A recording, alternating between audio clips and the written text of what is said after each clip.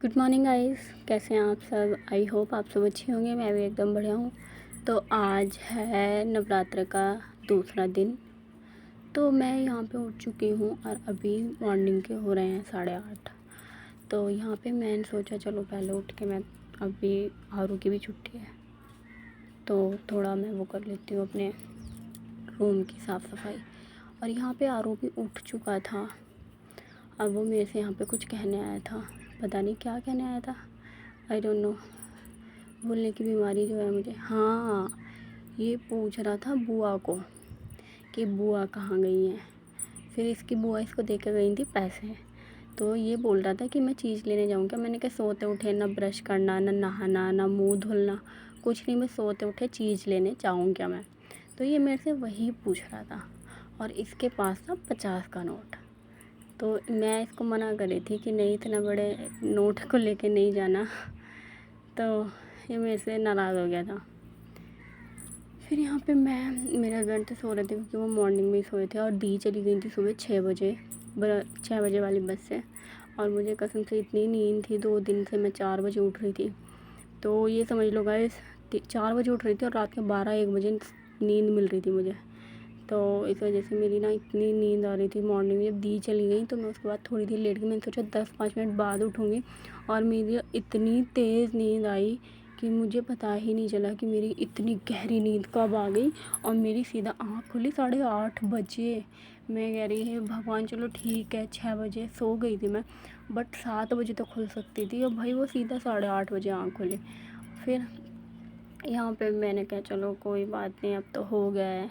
But ये इतना काम भी नहीं था, लेकिन कपड़े वगैरह तो रहते हैं। फिर पूजा पाठ मेरे पूरे फास्ट हैं, तो मुझे ना मॉर्निंग में जल्दी ही पूजा करना अच्छा लगता है, इस वजह से।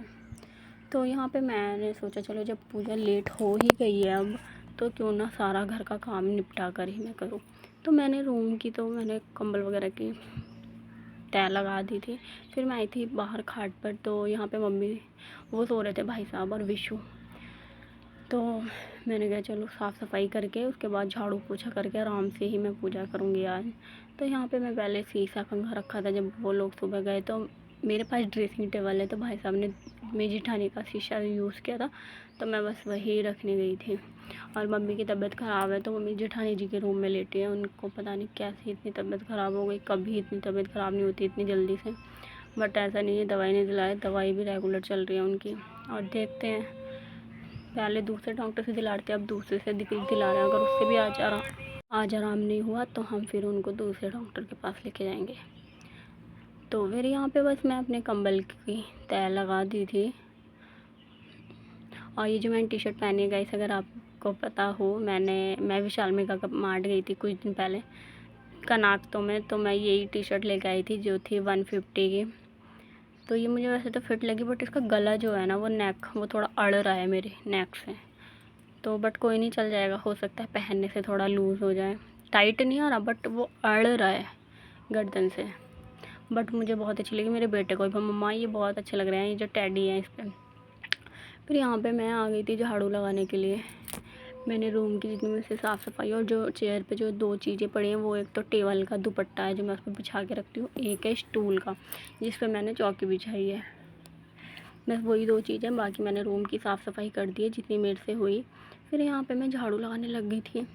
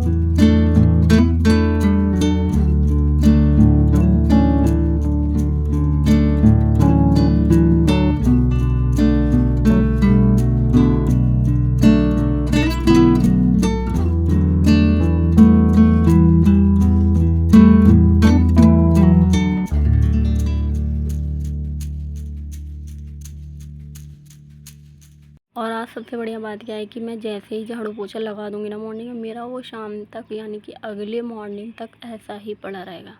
क्योंकि मेरी जेठानी भी नहीं है और उसके बच्चे भी नहीं है, वो चले गए हैं अपने मायके। अब वो 1 महीने में लौटेंगे या 2 महीने में, आई डोंट नो, क्योंकि भाई काफ़ी टाइम बाद जाती है वो, 1-2 साल में एक बार जाती हैं। तो ऐसे ही वो रुक के आती है 1-2 महीना। तो उनके बच्चे ही ज़्यादा गंदा करते हैं। हमारा आरू खेलता भी है तो वो एक जगह बैठ के ही खेलता है। तो यहाँ पे मैं पोछा लगा रही थी, मुझे यही सोच के बड़ी खुशी हो रही थी। मैंने कहा यार आज तो मेरा पोछा शाम तक एकदम क्लीन पड़ा रहेगा घर। ऐसा अच्छा लगता है ना कि घर साफ़ सुथरा रहता है। अब पता है पूरा दिन मैं साथ में आरू भी इतनी शैतानी करता उन लोगों के साथ कि मैं पूरा दिन भाग के ना पागल हो जाती थी उन तीनों के पीछे। फिर यहाँ पे मैंने आपने मेरी पूजा देखी होगी पिछले ब्लॉग में, फर्स्ट ब्लॉग में, जो नवरात्र का पहले उसकी मैंने वो डाली थी। यहाँ पे मैंने आज ये येलो कलर की शॉर्ट कुर्ती डाली है जिस पे प्रेस नहीं है। आप देख सकते हैं इसमें कितने ज़्यादा सलवट आ रहे हैं, ऐसा लग रहा है जैसे किसी गठरी से किसी कट्टे से निकाल लिया मैंने। बट ये सेबल वाली में थी, इसमें मैंने वो नहीं की हुई आयरन। तो यहाँ पे जो कान्हा माता रानी को जो मैं भोग लगाया था फर्स्ट में, पंचमेवा और लड्डू का लगाया था।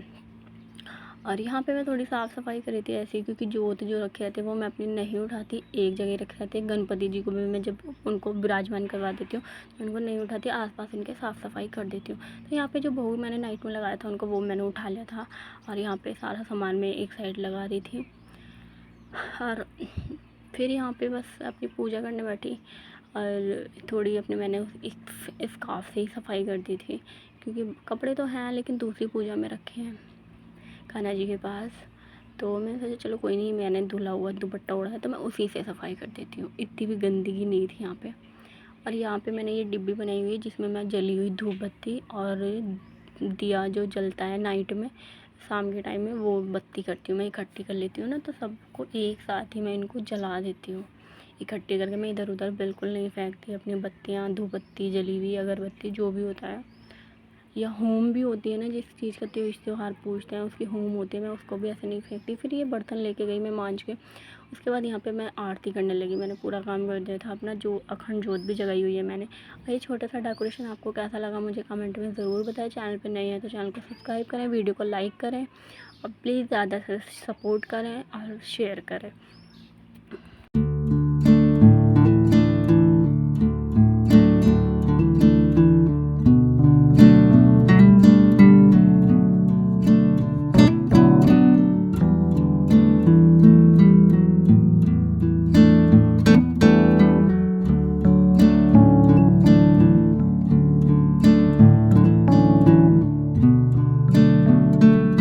फिर यहाँ पे मेरी आरती समाप्त हो गई थी। फिर मैं अपना जल का लोटा और क्या नाम धूप बत्ती मेरी बाहर वाली पूजा में रखी थी, मैं जल चढ़ा के नीचे आई। फिर मंदिर भी गई थी मैं।